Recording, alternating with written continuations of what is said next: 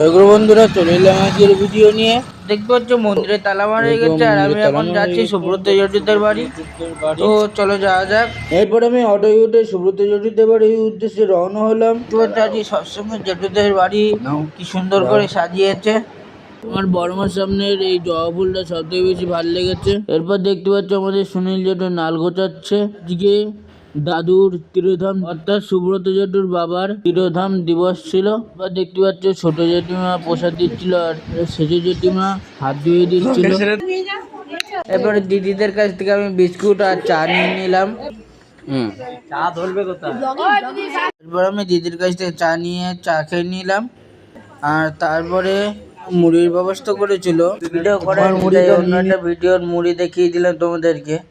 এরপর আমি প্রসাদ নিয়ে বাড়ির উদ্দেশ্যে চলে গেলাম। এগুলো ভিডিওটা ভালো লাগলে লাইক করে দিও, আর কমেন্টে জয়গুরু লিখে দিও।